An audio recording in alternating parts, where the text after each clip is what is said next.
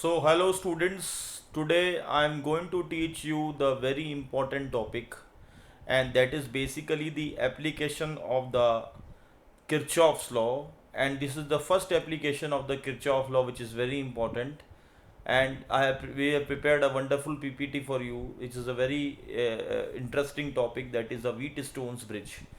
So let's continue with the Wheatstone's bridge now. This is a very important topic to understand, and I hope you will enjoy this topic a lot, because this topic, the questions will be asked in exams, right? Many questions are asked, application based questions are asked in these exams about the Wheatstone bridge. So what is basically the Wheatstone bridge? It is one of the applications of the Kirchhoff's law, right? So let's continue with the Wheatstone bridge now, right?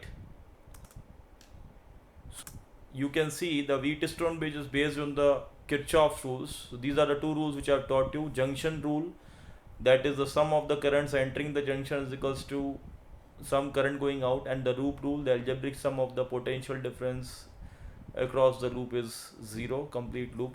That also I've taught you already, right?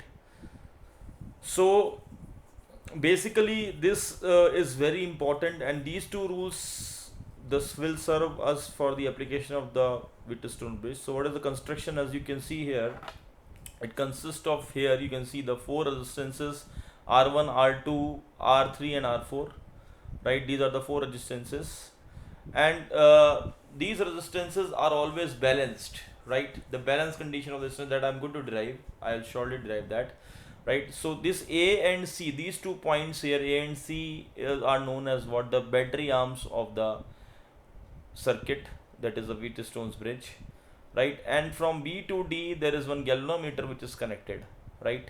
This is a galvanometer. Now what we will do, that we will describe the working of this device, that is a Wheatstone's bridge.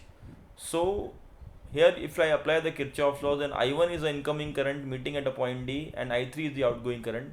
So the Kirchhoff junction rule says what? That I1 will be equal to I3. I1 or I3 बराबर होंगे as per the Kirchhoff's law. Again, if I take the junction B into the account now, right, as you can see, so I2 is incoming and I4 is going outside, so I2 will be equal to I4, right? Okay, so now I will apply the voltage rule, the EMF rule for this, the loop rule. So I take the ABDA loop into the account, right? Okay, so total voltage across the loop is zero, that we already know, that is a Kirchhoff's voltage law. So ADBA loop ले लेता हूँ मैं पहले. So minus I1 R1 across this, plus 0 plus I2 R2 is equals to 0, as you can see here, right? Okay, so 0, why? Because at the B potential is 0. This is important. See, for if Kirchhoff law, to get the balance condition, the current passing through the galvanometer, we have to take it 0, as I have already written here. That means the potential falling at the point B will be 0, so I have written as 0 here, right? Okay, plus I2 R2 is equals to 0. वापस आएंगे इसमें तो ये हो जाएगा opposite to the direction of current. I'm going in the anti-clockwise in this loop, that's why equation you will check it according to what I taught you.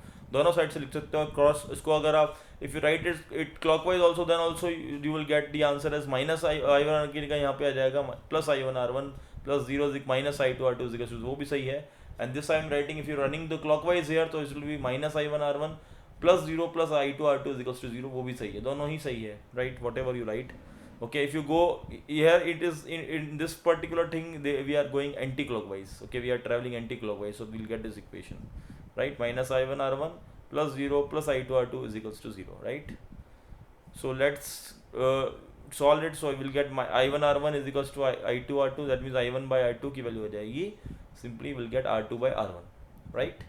Okay, now let's take the other loop, that is the loop BDCB I will take, or CBDC as usual. So plus I4 R4, right?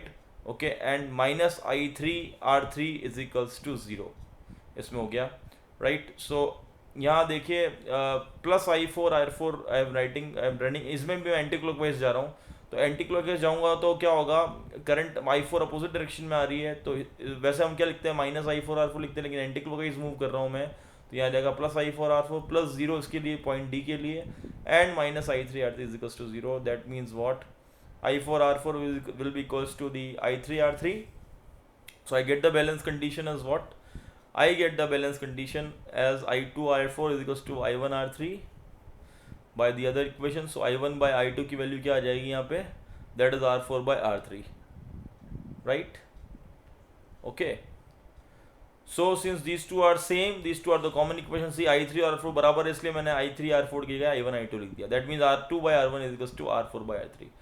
R2 by R1 का जो ratio आएगा वो किसके बराबर आ रहा है? वो आ रहा है R4 by R3 के बराबर. That means यहाँ पे ये इसको बोलते हैं हम लोग balance condition of the Wheatstone bridge. I repeat, इसको हम बोलते हैं फिजिक्स में balance condition of the Wheatstone bridge. This is very very important, right? ये कंडीशन तभी आएगी जब यहाँ पे गैल्वेनोमीटर का जो करंट होगा बीच में वो जीरो होगा. The galvanometer current passing to the galvanometer must be zero, then only you will achieve this condition, otherwise not, right? This is very very important. So hence comes the derivation of the Wheatstone bridge, and we had arrived the balance condition, right?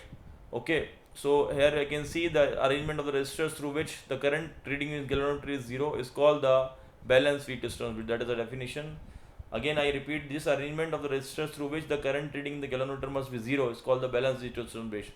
तो ये current zero तभी होगा जब ये condition balance होगी. That means R2 by R1 is equals to R4 by R3. और you can also write as what, you can also write interchange it. So R2 by R4 is equals to R1 by R3 भी आप लिख सकते हैं. Both are right.